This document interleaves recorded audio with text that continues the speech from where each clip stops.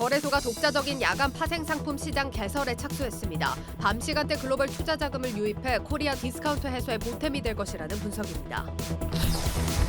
글로벌 해운업계가 운임 하락을 막기 위해 감소운행과 임시 결항을 시도하고 있지만 역부족이라는 평가가 나옵니다.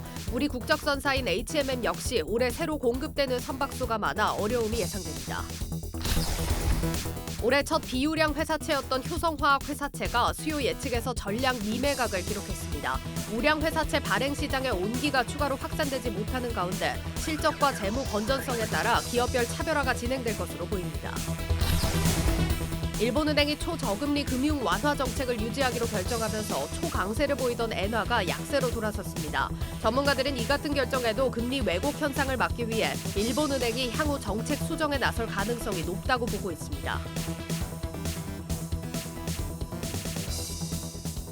여러분 안녕하십니까? 대한민국 대표 경제 뉴스 플러스 시작합니다. 먼저 증시 상황부터 박찬희 기자와 진단합니다. 박 기자, 어젯밤 이제 중국 상하이시가 코로나 확진자 정점 지났다 이렇게 공식 발표를 했거든요. 네. 그래서 그런지 오늘 우리 코로나 관련 리오프닝주들 전반적으로 강세를 보이는 와중에도 증시 전반적으로는 상당히 좀 약세로 끝이 난 것 같거든요. 어째서입니까?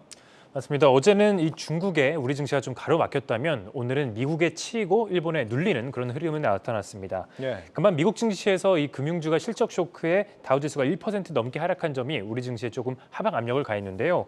모건 스탠리가 깜짝 호실적을 발표하면서 5% 오르기는 했지만 이 실적 쇼크를 기록한 골드만삭스가 6% 내리면서 다른 금융주를 함께 끌어내렸습니다. 네. 한편 일본은 이 원달러 환율 상승의 빌미를 제공했습니다. 오늘 일본은행은 이 통화정책 회의 결과 예상과 달리 기존의 완화 정책을 유지한다라고 밝혔는데요. 이 소식에 실망한 원달러 환율은 장중한 때 1,246억 원을 넘게 오르면서 외국인의 매도세를 좀 이끌기도 했습니다. 다만 일본은행의 이번 결정이 일시적일 것이다라는 이런 전망에 힘을 얻으면서 장 막판에 외국인은 순매수세로 돌아섰고 또 지수는 낙폭을 좀 줄이는 모습이었습니다. 동시호가 전까지 양시장에서 순매도세를 보이던 외국인은 이 동시호가 때 순매수세로 전환하면서 822억 원, 오늘도 순매수세를 이어갔습니다. 매수세가 들어오긴 했군요. 네. 일본은행이 이번에 정책을 유지하기는 했지만 결국에는 긴축 수순으로 갈 거다 이런 기대감이 높은 상황으로 보입니다. 이런 기조 변화가 시장에 어떤 식으로 영향을 미치게 될까요? 네, 가장 중요한 것은 일본 투자자들의 이 해외 투자 자금의 회수입니다. 해외에 자금을 넣어둔 일본 투자자 입장에서는 긴축 정책 전환으로 자국의 환율이 상승하게 되면 환차익을 비롯해서 이 국내 투자에 대한 매력도가 높아지기 때문입니다. 실제로 일본은행의 통화정책 회의 결과 발표 전까지 시장에서는 일본은행의 긴축 전환을 우려하면서 자금 이탈 충격에 대비해야 한다라는 지적이 나오기도 했습니다. 만약 일본은행이 오랫동안 유지해왔던 완화 정책을 내려놓는다면 일본 투자자들의 자금이 외국에서 일본으로 돌아갈 수 있기 때문입니다. 그렇게 되면 우리나라를 비롯해 미국이나 중국같이 일본 자금이 많이 유입된 글로벌 금융시장에 전반적으로 하방 압력을 키울 수 있습니다. 하지만 일본은행은 이번 통화정책 회의에서 단기금리를 마이너스 0.1%로 동결하고 장기금리인 10년물 국채금리 변동폭도 0%대로 유지하기로 했습니다. 이번 결정에 대해 시장 전문가들은 보수적인 것으로 유명한 일본은행이 2달 연속으로 전 세계 금융시장을 자극하지 않으려고 내린 그런 선택이다라고 평가를 했습니다. 이미 일본은행은 지난달에 YCC를 통한 10년물 국채금리의 상한선을 기존 0.25%에서 0.5%로 깜짝 상향 조정하면서 시장을 놀래키게 한 바 있습니다. YCC는 중앙은행이 장기금리 목표치를 달성하기 위해서 채권을 매매하는 정책으로 일본은행의 경우 10년물 국채금리의 마이너스 금리를 유지하기 위해서 도입한 바 있습니다. 네, 결국 일본이 금리를 올린다는 건 주요국 증시에서 자금이 빠져나간다는 의미이기 때문에 우리 투자자들은 긴장할 수밖에 없습니다. 그렇다면 언제쯤 정책이 바뀌느냐, 전망이 어떻습니까? 네, 시장에서는 일본은행이 이 향후 통화 정책을 수정할 가능성이 높다라고 이런 전망을 내놓고 있습니다. 네. 일본의 인플레이션 상승률이 이 꺾일 기미를 보이지 않는 데다가 장단기 금리 역전 현상까지 나타나고 있기 때문입니다. 또한 YCC 정책은 장단기 금리 격차를 좁히기 때문에 은행이 예금과 대출 금리 차이에서 발생하는 그런 이익을 얻는 것도 막는다라는 지적도 나오고 있습니다. 증권가에서는 일본은행이 이번 한 차례 쉬어갔던 만큼 오는 3월 10일에 예정된 다음 통화정책 회의 때 긴축 전환할 가능성이 상당히 높다라고 전망하고 있습니다. 구로다 총재가 4월에 임기가 끝난단 말이죠. 괜히 변화를 줬다가 일본 정부 부채가 폭증해버리면은 이제 엔화 통화 가치가 반대로 아예 폭락을 해버릴 수도 있습니다. 그런 측면에서 좀 조심스럽게 접근할 수밖에 없지 않을까 싶은데 이번 주 금요일에 일본 12월 소비자 물가가 발표가 되니까 그 수치 보면서 다음을 예상해 보면 되겠습니다. 그리고 오늘 우리 장에서 좀 주목받은 업종이 또 있었죠? 네, 조금 생소한 단어일 수도 있겠습니다. 한국형 챗 GPT가 올해 상반기에 나올 것으로 예상이 되면서 네. 기존 챗봇의 AI 기술을 접목한 이 AI 챗봇주들이 새로운 먹거리로 떠오르면서 주목을 받고 있습니다. 특히 KT가 이 사업에 적극적으로 나서겠다라고 밝히면서 시장의 주목이 조금 더 커지는 모습인데요. KT는 이 자체 개발한 한국어 특화 인공지능인 믿음을 탑재한 한국형 챗 GPT를 올 상반기에 출시할 계획이다라고 밝혔습니다. 챗 GPT란 이 테슬라 CEO인 일론 머스크가 세운 인공지능 기업 오픈 AI에서 지난달 1일에 선보인 인공지능 챗봇인데요. 지금까지 우리가 은행 업무나 인터넷 쇼핑몰을 이용하면서 접했던 이 기존의 챗봇들은 저희가 원했던 그런 답변을 좀 내놓지 않는 그런 불편함을 주기도 했잖아요. 그렇죠. 지금까지 우리가 사용했던 그런 불편함을 조금 어느 정도 해소할 수 있는 그런 챗 GPT가 인공지능을 탑재하면서 이런 불편함을 좀 개선할 수 있다라는 전망이 나오고 있습니다. 네, 이번 주에 지금 가장 뜨거운 키워드가 이 챗 GPT, 초거대 AI 이런 걸 것 같은데 네. 어떤 기업들이 좀 관련이 돼 있습니까? 최근 시장에 주목을 받는 기업들을 함께 살펴보도록 하겠습니다. 인공지능 전문 기업인 이 셀바스 AI는 인공지능 브랜드인 이 셀비를 런칭해서 국내에서 유일하게 음성인식 기반의 인공지능 딥러닝 제품을 런칭하고 있습니다. 이러한 기술을 바탕으로 이 음성 합성 분야에서 국내 시장 점유율 1위를 차지하고 있습니다. 그리고 브레지텍의 경우 음성인식 솔루션 제공하고 있는 기업인데요. 지난해 KT와 챗봇 구축 계약을 체결했다는 소식에 함께 이 관련주로 포함이 됐습니다. 그리고 이 밖에 인공지능 딥러닝 기술을 보유한 라운피플, 그리고 AI 알고리즘 기술을 제작하고 또 데이터를 구축하는 그런 서비스를 제공하는 마인즈랩도 함께 체크해 보시면 좋을 것 같습니다. 역시 오늘 주가 흐름 역시 좋았습니다. 셀바스 AI가 26% 급등했고 브리지텍은 7%대, 라운피플은 3.9%, 마인즈랩은 1.7% 강세를 보였습니다. 네, 지금 우리나라의 초거대 AI를 보유한 기업은 현재 총 4곳입니다. 카카오, 네이버, LG 그리고 KT. 그리고 그중에서도 이 KT의 믿음은 지금 MS 같은 글로벌 기업들이 채용한다는 챗 GPT보다도 연산 능력을 더 많이 학습시켰다고 하는데 상반기 상용화를 목표로 지금 금융사와 접촉 중이라고 합니다. 금융과 AI가 만나면 어떤 게 탄생할까요? 기대가 됩니다. 증시 프리즘 박찬희 기자였습니다.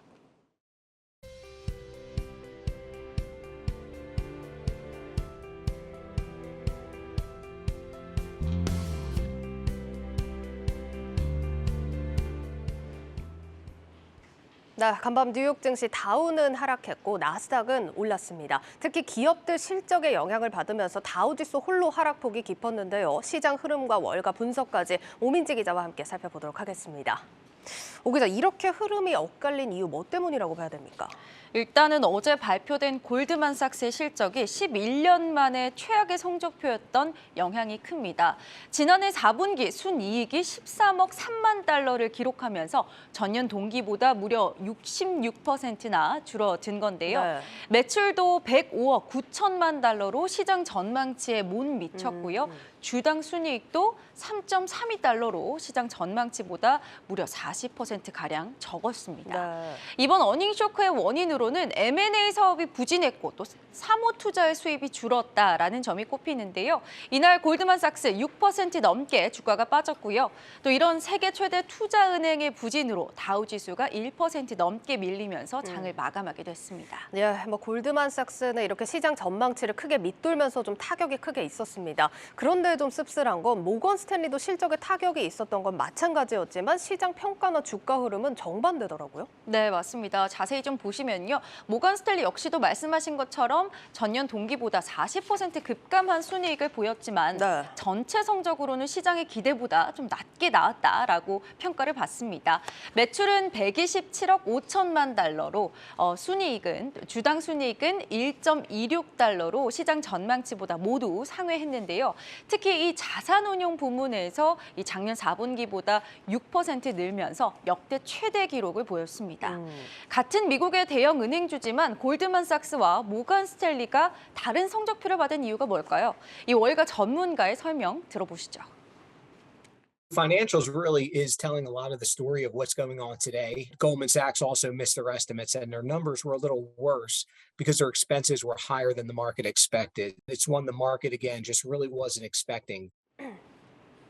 이 골드만삭스가 이번에 비용 관리에 실패하면서 시장의 예상치보다 나쁜 성적표를 냈다는 거죠. 결국 이 침체 국면에서 실적 둔화도 결국은 시장의 예상치에 맞추는 것이 주가에 중요하다 이런 의미입니다. 예, 그러니까 실적 둔화는 뭐 어쩔 수 없더라도 시장에서 예상을 했던 거냐 아니냐에 따라서 흐름이 좀 크게 엇갈렸던 모습입니다. 뭐 이렇게 금융주도 실적 추이에 따라서 다우 지수는 타격이 있긴 했는데 나스닥 지수는 흐름이 좋더라고요. 네, 다우와 S&P 500이 하락한 반면에 나스닥은 소폭 상승 마감했죠. 어제 나스닥의 주역은 역시 테슬라였습니다. 이 테슬라가 7.4%나 급등을 하면서 나스닥을 끌어올렸는데요.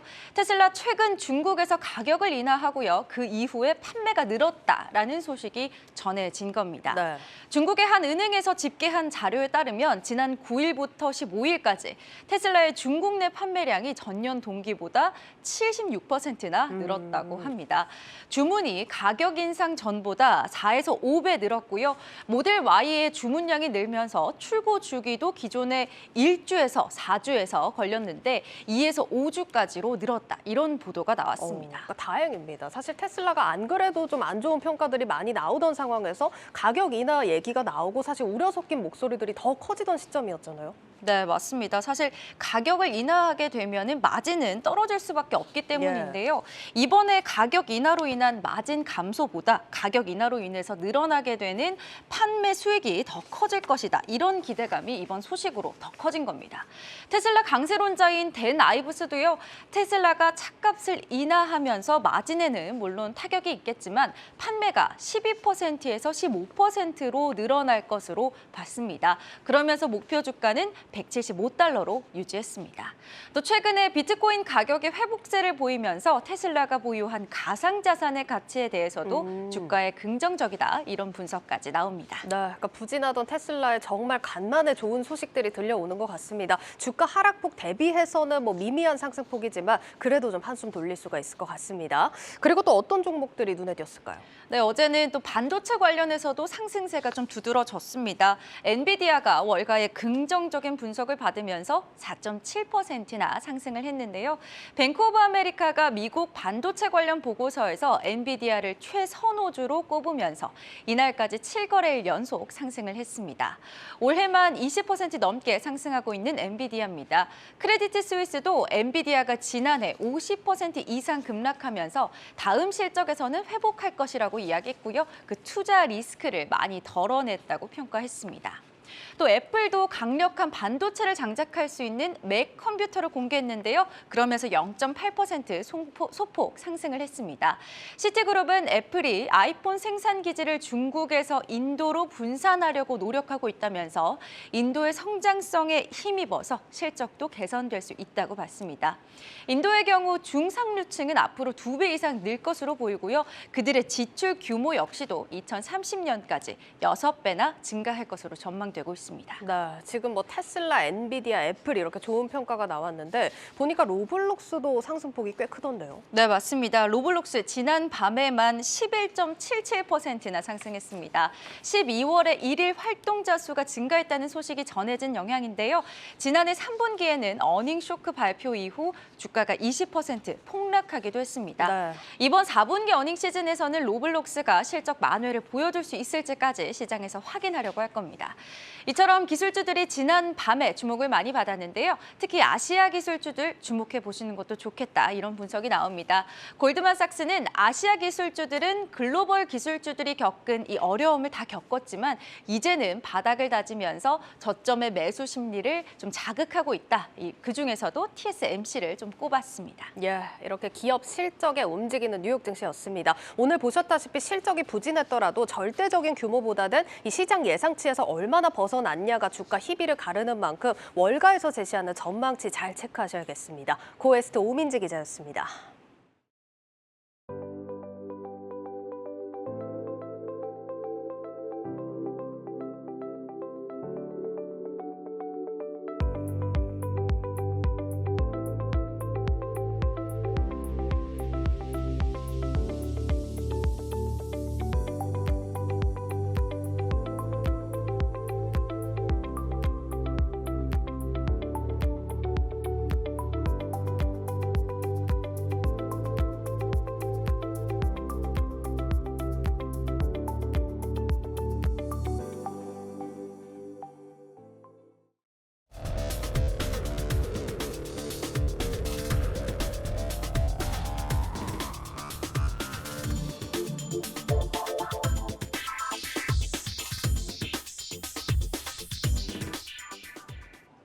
정부가 오늘 세법 시행령 개정안을 발표했습니다. 지난달 국회를 통과한 세법 개정안의 세부 항목을 미세 조정한 결과입니다.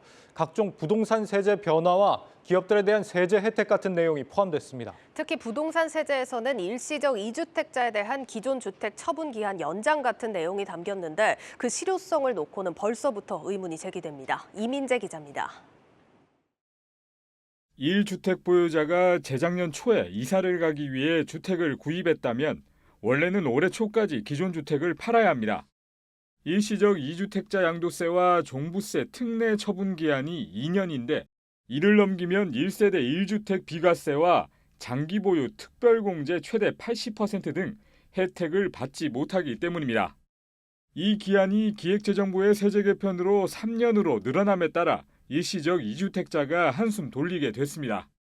현재 미분양 주택이 늘어나는 상황에서 미분양 주택을 좀 해소하는 데 일부 도움이 될 수 있고요. 종합부동산세 중과세를 하지 않는 것은 아마 좀 시장에 긍정적인 효과를 줄 수 있다고 보여집니다. 다만 이번 제도가 부동산 연착륙을 이끌 수 있을지에 대해서는 의문이 제기됩니다.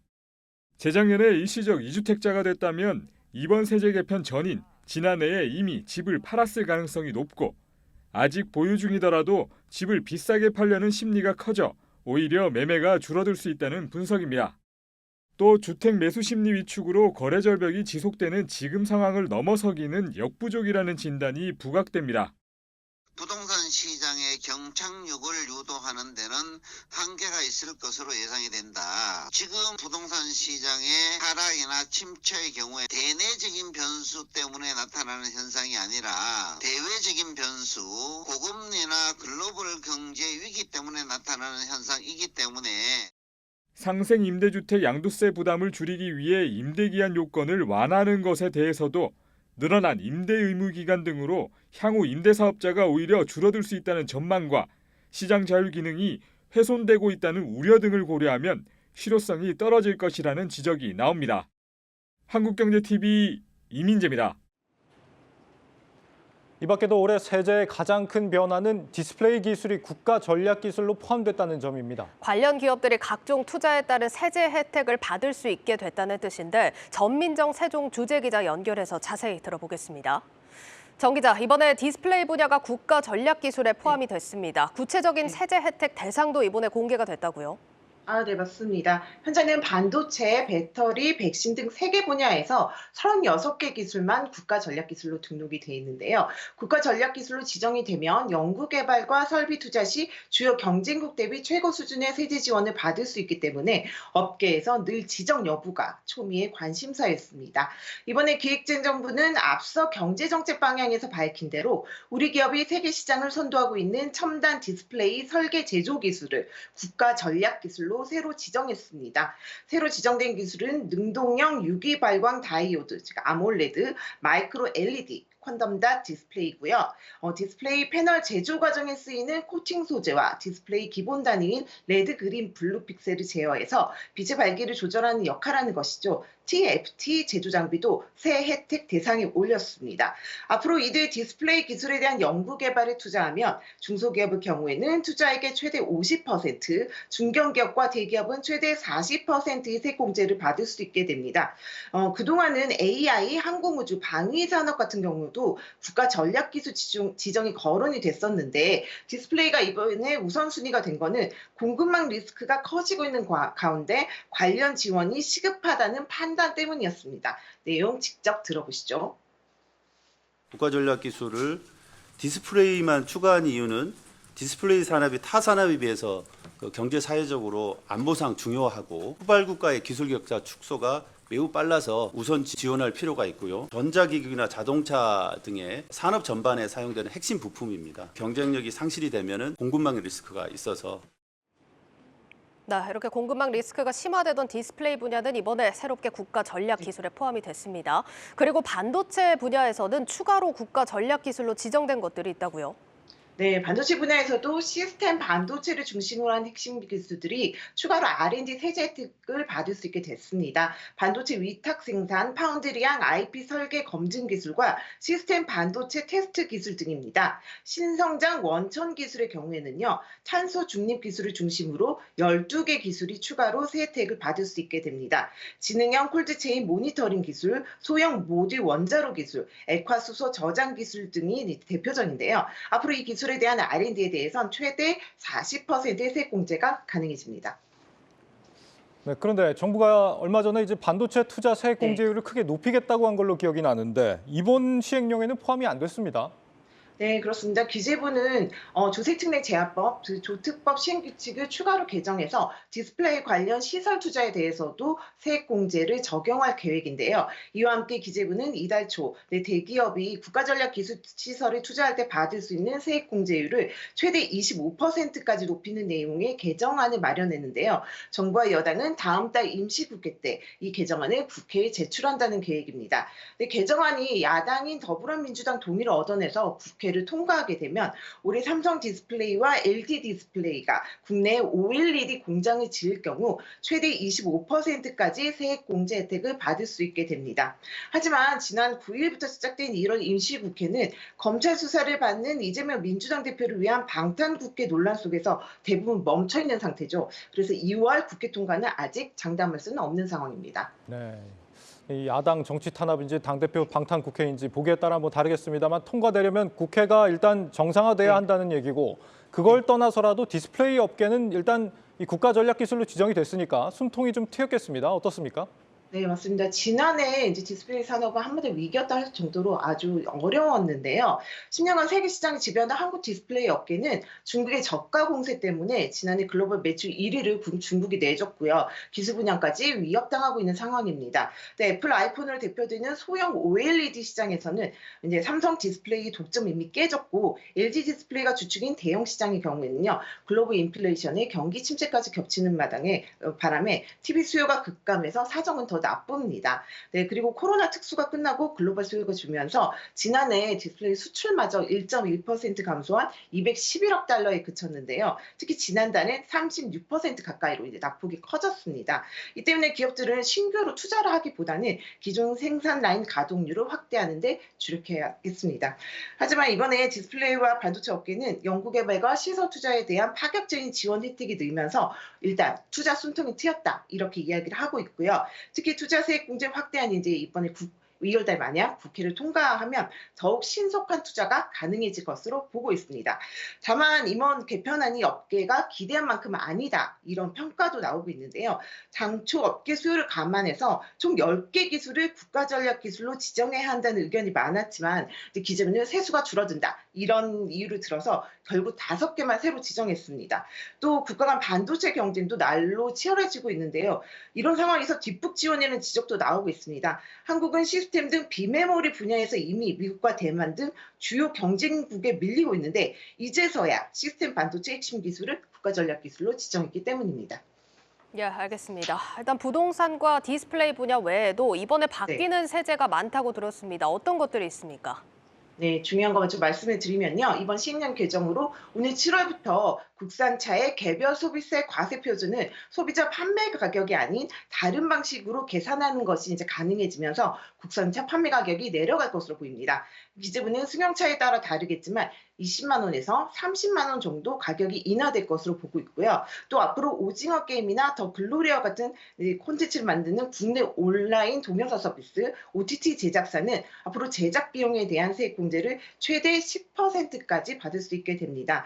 또 맥주와 막걸리에 붙는 세금도 4월부터 리터당 각각 30.5원, 1.5원씩 오릅니다. 올해도 그래서 맥주와 탁주에 붙는 세금이 오른 만큼 가격은 인상될 것으로 이제 예상되고 있고요. 이번에 마련한 시행령 개정안은 다음 달 3일까지 입법 예고를 한 후 21일 국무회의를 거쳐서 다음 달 말 공표될 예정입니다. 지금까지 정부 세종청사에서 전해드렸습니다.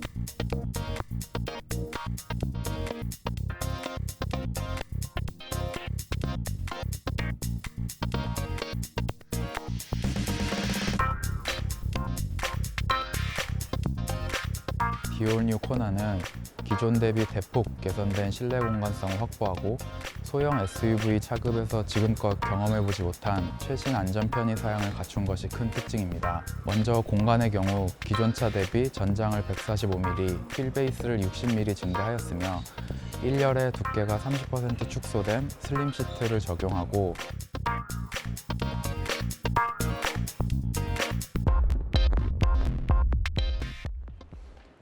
정규 시간이 종료된 이후에도 선물과 옵션을 거래할 수 있는 파생 상품 야간 시장이 국내에서 추진되는 것으로 저희 한국경제TV 취재 결과 확인됐습니다. 해외 거래소와 연계하는 방식이 아니라 한국 거래소가 자체적으로 운영하는 방식인데 거래소 내 관련 팀이 꾸려졌고 이르면 내년 출범합니다. 문형민 기자가 단독 보도합니다.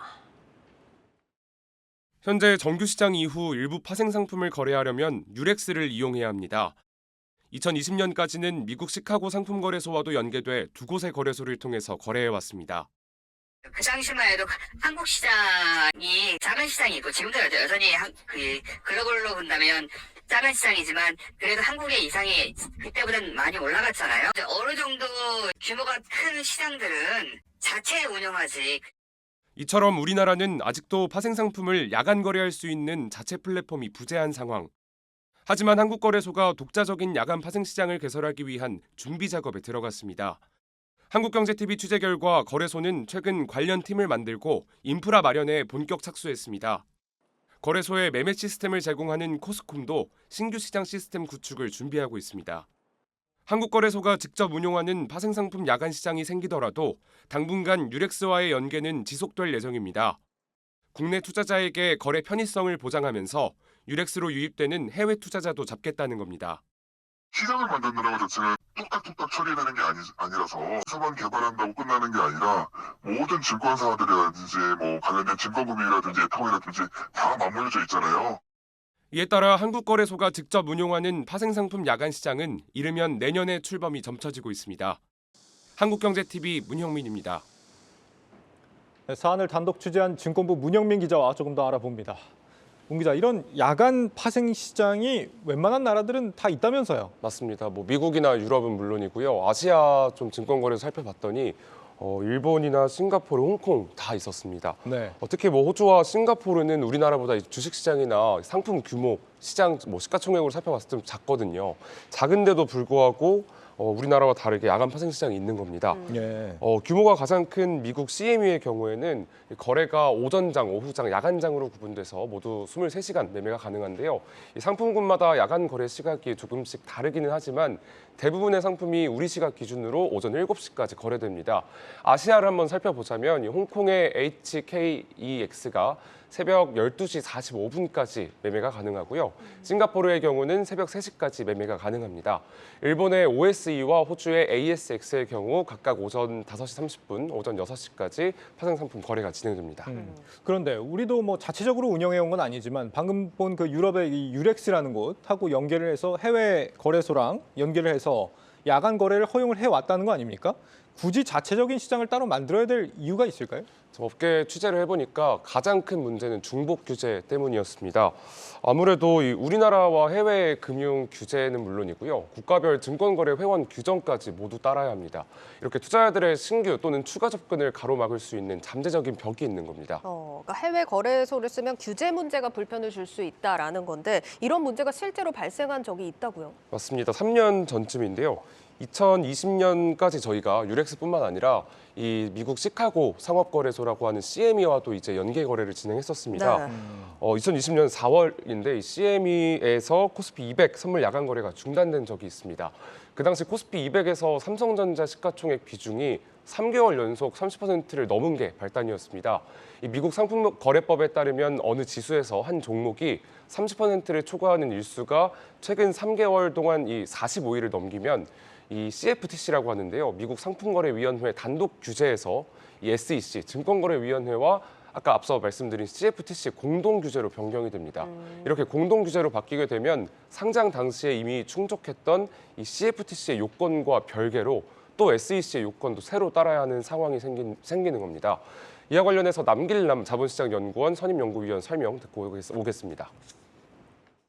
삼성전자 비중이 너무 커져서 P200에 차지하는 비중이 30%를 넘고 이러면 우리 규정에서는 그 당시까지는 큰 문제는 아니었는데 미국 규정에서는 규제 당국이 바뀌어야 돼요. 기존까지는 CFTC 규제였는데 뭐 30%가 넘어가면은 이제 CC 규제를 받아야 돼요. 그러면 모든 규제 요건들을 처음부터 다시 다 등록을 받아야 되는데 규제 위반이거나 또는 저촉이 될 가능성이 커지니까 뭐 지속적으로 사업을 할 수가 없는 상황이 된 거죠. 예, 그러니까 중복 규제나 지금 상품 거래가 중단되는 이런 불확실성을 해소하기 위해서 자체적인 시장이 필요하다 이런 부분인 것 같고 또 다른 이유는 없을까요? 아무래도 해외 거래소와 연계를 하다 보니까 당장 새로운 파생 상품을 출시하고 싶어도 그럴 수 없는 상황입니다. 네. 실제로 현재 야간에 거래할 수 있는 파생 상품 수는 현저히 부족한데요. 이 코스피 200 옵션을 기초 자산으로 한 선물이 지난 2010년부터 거래를 개시했는데 그 이후에 유렉스 연계 거래 대상인 이 KRX 파생 상품은 모두 5개에 불과했습니다. 특히 코스피 200 위클리 옵션, 또 미국 달러 선물, 코스피 200 선물을 기초 자산으로 한 상품은 최근 2년 안에 새로 개시된 거고요. 더 다양한 상품을 야간에 거래하고 싶어도 이 유렉스와 연계된 게 적다 보니 투자자의 선택권은 제한될 수밖에 없습니다. 이러한 상황에서 투자 수요는 뚜렷하게 증가하고 있는 것으로 나타났습니다. 유렉스와 연계된 야간 시장 상품별 정규 시장 대비 비중을 한번 살펴봤습니다. 이 코스피 200 옵션의 경우 이 비중이 2021년 3.1%에서 지난해 5.3%로 증가했고요. 미니 코스피 200 옵션과 또 코스피 200 선물은 1년 사이 2배 이상 그 비중이 확대됐습니다. 그만큼 이 파생 상품에 대한 야간 거래 수요는 계속해서 늘고 있는데 투자 상품이 부족하다 이렇게 해석할 수도 있겠습니다. 그러니까 지금처럼 선택권이 제한적인데도 투자 수요가 늘고 있다면 사실 상품이 더 다양해지면 투자자 모으기도 좀 한결 수월해지겠어요. 맞습니다. 또 여기에 좀 추가로 설명을 드릴 게 투자자들이 파생 상품을 거래할 수 있는 시간도 좀 늘어날 가능성이 있습니다. 네. 현재 미국의 CME의 경우 최대 23시간, 또 일본의 OSE와 호주의 ASX의 경우 21시간가량 파생 상품 거래가 가능한데요. 우리나라의 경우는 이 정규 시장과 유렉스 연계 야간 파생 시장을 모두 더했을 때 17시간 정도였습니다. 이 시간을 자체적으로 더 늘릴 수 있는 거고요. 그렇게 될 경우 우리 시간으로 밤이나 새벽에 발생하는 미국, 유럽 등 글로벌 이슈에 국내외 투자자들이 대응하기 더 쉬워지는 겁니다. 야간 그 선물 또는 야간 파생 상품에 대한 수요는 엄청 커요. 우리가 페드에서 FOMC 할 때 거래 수요가 엄청 크거든요. 새벽 2시나 3시 이제 그때 우리 야간 그 코스피 200 선물 엄청 거래량이 있었어요. 이벤트가 있을 때 해칭을 하거나 트레이딩할 유인은 엄청 큰데 사실 그것들을 제대로 살리지 못하고 있는 거죠. 듣고 보니까 자체 파생 시장 꼭 있어야겠습니다. 이 시장이 생기면은 좀 기대할 수 있는 효과 어떤 게 있습니까? 당장 좀 설명을 드릴 수 있는 건 아무래도 상품 수나 거래 시간이 늘어나게 되면 이 코리아 디스카운트 해소가 가능하다. 이런 의견들이 있습니다. 네. 우선 외국인 투자자들이 우리나라 야간 파생 시장에 진입하고 투자할 만한 유인이 확실하게 생기는 건데요. 그렇게 된다면 결국 외국인들의 투자 자금이 파생 시장뿐만 아니라 전체 시장으로 유입될 가능성은 당연히 커지게 됩니다. 여기에 최근 이 정부가 서울 외환시장의 거래 시간을 새벽 2시까지 연장하기로 하는 이 방침을 정했습니다. 이 원화를 거래할 수 있는 시간이 외국인 입장에서 너무 한정적이라는 요청에 대응하기 위한 건데요. 결국 외국인의 이러한 자유로운 자본시장 진입은 MSCI 선진국 지수 가입의 핵심이기도 합니다. 따라서 정부의 자본시장 핵심 과제로 여겨지는 MSCI 선진국 지수 편입도 보다 수월해질 것으로 보입니다. 네, 잘 들었습니다. 사안 단독 취재한 증권부 문영민 기자였습니다.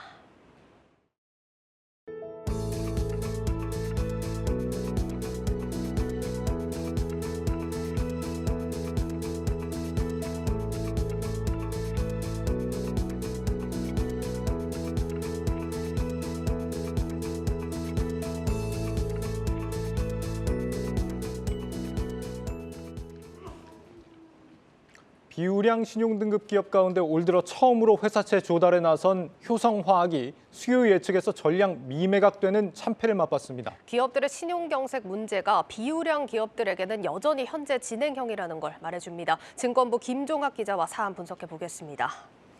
김 기자, 사실 연초에 기관들 자금 풀리면서 기업들 이제 좀 숨통이 트일 거다 이런 기대가 많았는데 이게 뭐 이번에 효성화학건을 보니까 그렇진 않은 모양이네요. 네, 대기업 계열사임에도 효성화학이 어제 이제 수요 측에서 참패를 한 건 두 가지 요소로 좀 정리를 해볼 수가 있습니다. 신용 등급 기준으로 A0에다가 앞으로 이 회사가 좋아질 거냐 묻는 그런 항목을 좀 따져보면 부정적으로 이제 전망을 하기 때문에 투자은행 업계에서는 일찌감치 효성화학이 쉽게 수요 측을 완판하지 못할 것이다 이런 전망들이 많았습니다. 등급평가기관인 한국신용평가는 효성화학이 영업 환경 악화로 인해서 수익이 둔화되고 수요 위축을 겪을 것으로 보고서 부정적인 전망 이렇게 내놨는데 분기 적자가 지속되는 이런 상황에서 기업의 재무 부담을 감수하면서까지 투자할 기관을 찾지 못한 것으로 볼 수 있습니다. 또 한 가지 효성화학이 이 신용평가사에서 제시한 금리보다 1%가량 높게 6% 중반 굉장히 매력적인 금리를 투자자들에게 제시를 했지만 아무래도 이 AA급만 담을 수 있는 이 회사채를 살리기 위한 체한 펀드 지원도 받지 못한 데다가 투자자들도 조금 더 안전한 자금을 찾다 보니까 결국엔 자금을 모으는 데 실패했습니다. 반면에 같은 날 AA 플러스 우량 등급인 LG화학은 회사채 4천억 원에 3조 8천억 원의 자금을 모았는데 발행 금리를 오히려 0.5% 낮출 정도로 상당히 인기를 끈 것으로 알려졌습니다.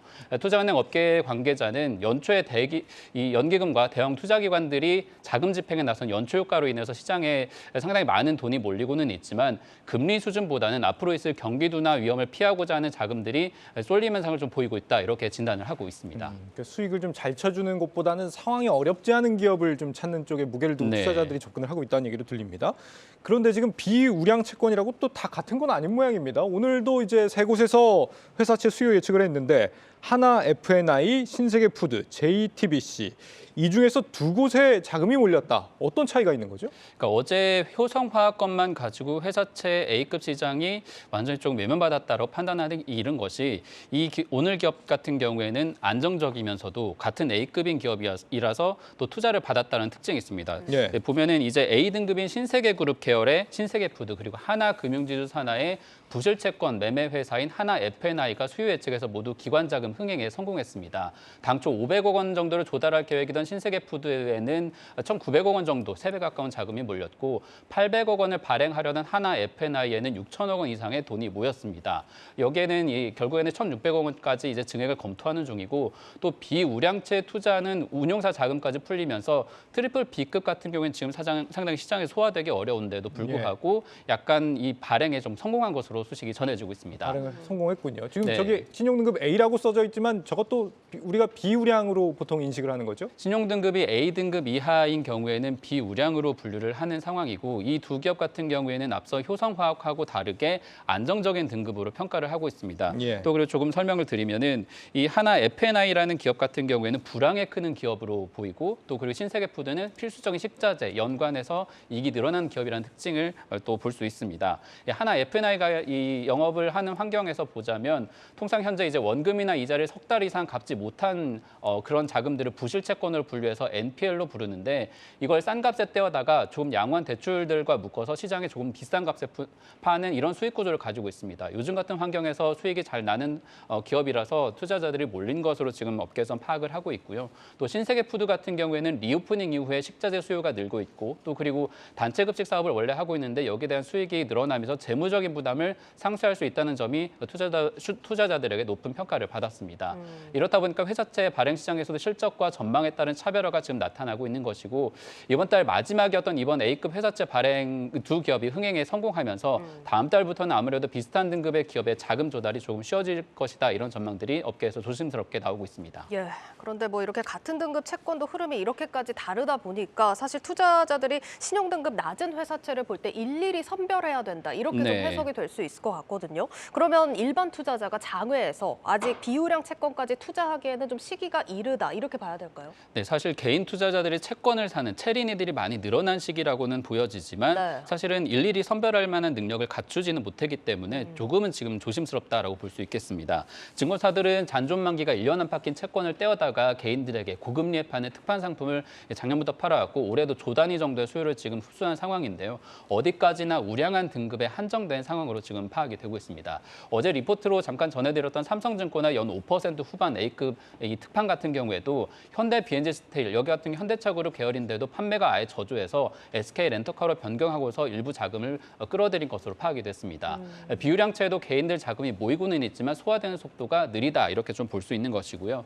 그리고 이런 흐름은 이런 흐름이 여러 가지 이 자금이 모이면서 지금 우리나라뿐만 아니라 미국이나 유럽 같은 경우에도 더블 B 이하 상당히 정크본드로 불리는 보통 소화되기 어려운 자금들이 조심스럽게 이제부터 지금 자금 유입되는 상황이라서 시장이 완연하게 풀렸다라고 판단하기에는 좀 이르다라고 볼 수 있겠습니다. 그러나 이 글로벌 자산운용사 채권 매니저들의 얘기를 좀 들어보면 미국 연방준비제도의 금리 인상이 지금 남아있는 상태인데다가 아직 연초 이후 2주, 3주 정도 기간이 지난 상태이기 때문에 시장이 확연하게 돌아섰다라고 판단하기에는 너무 이르다 이렇게 지금 조심스럽게 진단을 하고 있습니다. 시장 예상대로 경기 침체가 온다라고 한다면 주로 이런 비우량 회사채 발행하는 기업들부터 고꾸라지기 때문이겠죠. 네. 그렇다면 아직 투자를 미루고 있는 경우다라고 한다면은 어떤 시점에 어떤 변수를 좀 감안해서 투자를 해야 됩니까? 지금 채권 금리가 우하향하면서 상당히 우량한 등급이라면 어느 때고 들어가도 사실 손해는 보지 않는 상황입니다. 다만 이제 장기채를 묻어두고 투자하려고 하는 분들 같은 경우에는 너무 금리가 또 가파르게 떨어졌기 때문에 조심해야 되는 시점이다라는 게 업계의 예상인데요.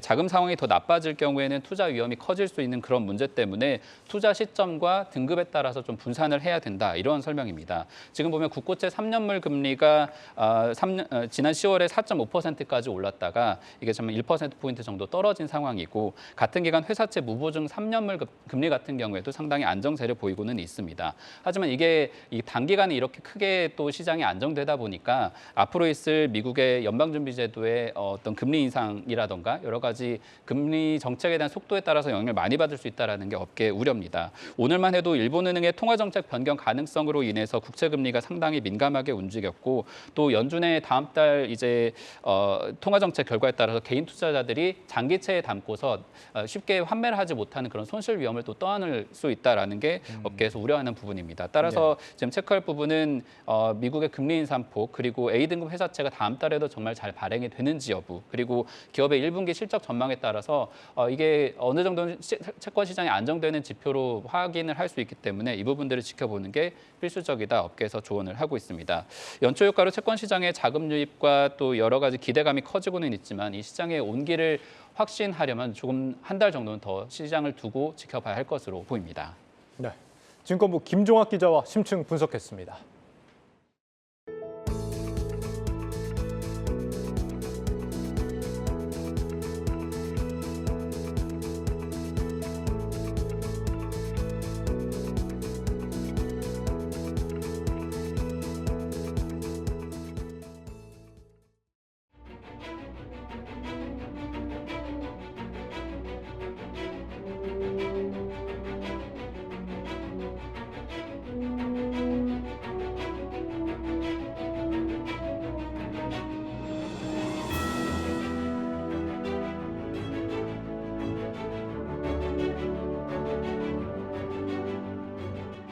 지난해 건설산업은 원자재 가격 급등과 물류 및 인력난에 대해 가파른 금리 상승으로 IMF 이후 가장 힘들었던 한 해를 보냈습니다. 국민소득 4만 달러 시대를 여는 핵심 산업으로 만들어 갑시다.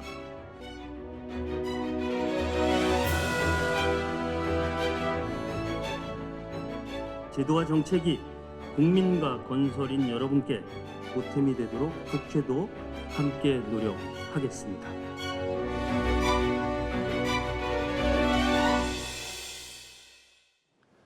네, 해운사들의 수익성하고 직결되는 해상 운임이 1년 새 5분의 1 토막이 났습니다. 경기가 어려워서라고는 해도 하락 속도가 너무 빠르다는 지적이 나오고 있습니다. 유통산업부 전유성 기자와 배경 알아봅니다. 정 기자, 지금 새해에도 운임 하락세가 계속 이어지고 있다고요? 네, 맞습니다. 제가 매번 나올 때마다 1000 단위가 깨질 때마다 나오고 있는데요. 지금은 이제 1000선까지 위협을 하고 있는 상황입니다. 지난해 1월 5109포인트를 유지했던 컨테이너선 지수는 최근 1031포인트까지 떨어졌습니다. 5분의 1 수준이 된 거죠. 원자재를 주로 싣고 다니는 건화물선의 운임지수도 비슷한 흐름입니다. 해상 운임이 하락하는 동안 해운사들은 운임을 방어하기 위한 시도를 여러모로 시도했지만 결과적으로 운임 하락을 막기에는 역부족이었던 셈입니다. 운임 방어를 위한 시도라면 어떤 게 있습니까? 네, 임시 결항이나 감속 운행 이런 것들이 대표적인데요. 네. 먼저 임시 결항은 선박 공급을 줄여가지고 운임을 보전하려는 방식입니다. 지난달 기준 전 세계에서 운항하지 않는 컨테이너선 규모가 약 137만 TEU입니다. 이게 1년 전과 비교했을 때 163%나 늘어난 겁니다. 이제 임시적으로 배를 멈춰 세운 상태에서 뭐 친환경 설비를 달거나 아니면 이제 운임을 이렇게 유지하기 위한 방법이고요. 이게 노선별로는 북미 항로 같은 경우는 1년 전보다 16.3%, 유럽 항로는 4% 선박 공급이 줄었습니다. 그다음으로 감속 운항 같은 경우는 선박의 일반적인 운항 속도가 보통 20에서 25노트 정도 되는데요. 이를 절반 수준으로 떨어뜨려서 운항을 하는 겁니다. 이 경우 운항 기간이 늘어나는 효과가 있어서 결과적으로 선박 공급이 줄어드는 효과가 생깁니다. 천천히 다니니까 또 유류비가 줄어들기도 하는 장점이 있고요. 일부 선사들은 짐을 내리고 복귀하는 과정에서 이제 수에즈 운하를 통과하는 대신 멀리 희망봉을 돌아오는 경로를 택하기도 했는데 이 역시 선박 공급을 줄이려는 시도입니다. 문제는 이 같은 운임 방어 노력에도 불구하고 해상 운임은 1년간 하락세를 끊지 못한 겁니다. 있는 선박을 어떻게든 좀 살살 운영을 해왔는데 그런데도 소용이 없었다. 왜 계속 떨어지는 거예요? 네, 이게 결국 경기 침체 그리고 글로벌적으로 이제 교역량 자체가 줄어들었기 때문입니다. 자료를 한번 보면요. 아시아 유럽의 수출 물동량은 지난해 10월 110만 TEU로 직전 해와 비교했을 때 30% 넘게 줄었습니다. 아시아에서 북미를 오가는 항로도 상황은 비슷했고요. 해양진흥공사가 추정한 글로벌 상품 재고량도 이 같은 흐름을 뒷받침합니다. 지금 보시는 것처럼 20에서 30% 정도 재고량이 늘고 있는 거죠. 실제 업계에서는 올해 글로벌 교역량이 지난해보다 2.2% 늘어날 것이라고 예상했는데요. 이는 지난해 하반기에 전망했던 전망치보다 0.8%포인트 낮춰 잡은 수치입니다. 그 교역량 증가세가 둔화가 되는 거지 그래도 지난해보다 교역량이 어쨌거나 늘기는 는다 이런 얘기인데 그런데도 운임이 5분의 1 토막이 나는 건 좀 너무 과한 거 아닙니까? 네, 그렇죠. 늘기는 느는데 이제 더 큰 문제는 앞으로 들어올 선박 때문이라는 분석이 많습니다. 코로나 시기 해운 업체들은 기록적인 실적을 썼잖아요. 국적 선사인 HMM도 사상 최대 실적을 달성을 했고요.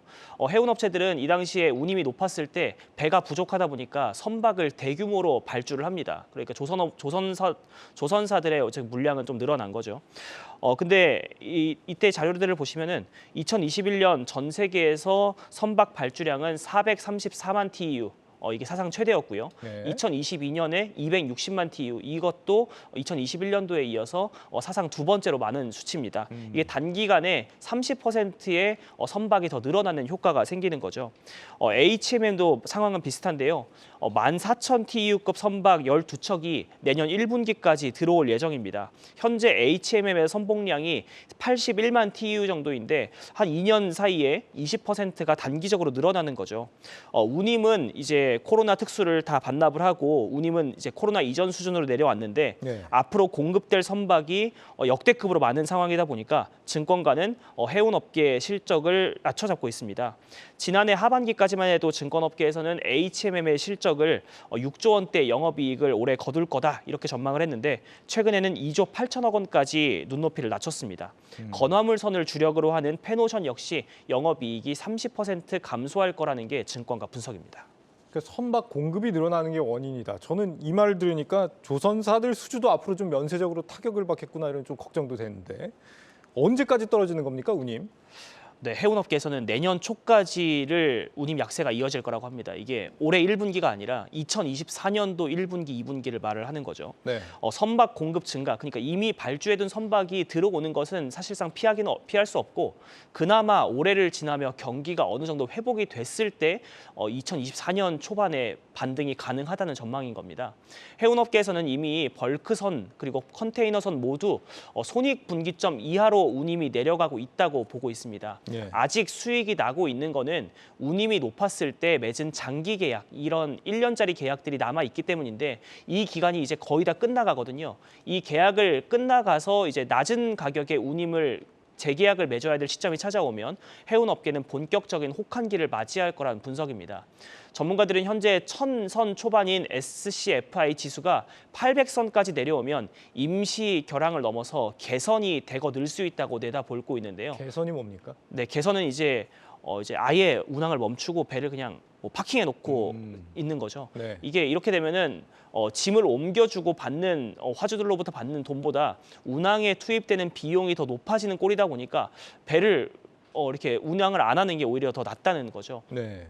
이 경우 과거 한진해운을 파산으로 이끌었던 저가 운임 경쟁이 치킨 게임으로 번질 수 있다는 전망까지 나오고 있습니다. 이와 관련해서 인터뷰 준비했습니다.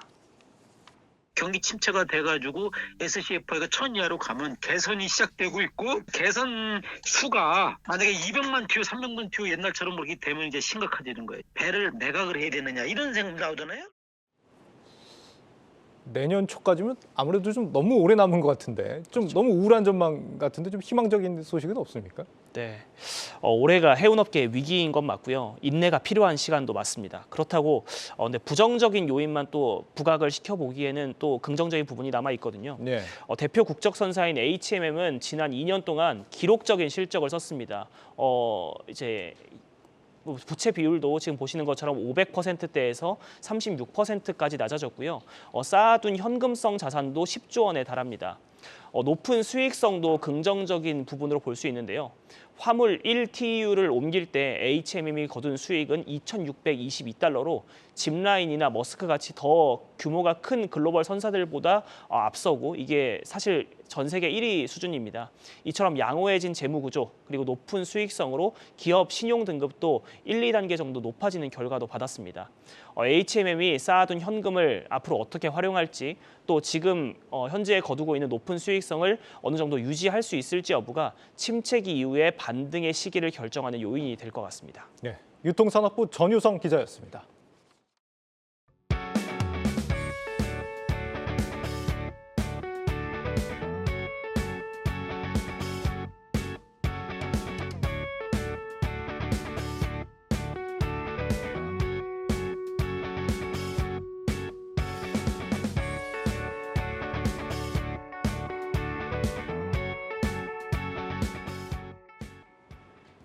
뉴스 플러스를 마치겠습니다. 여러분 고맙습니다.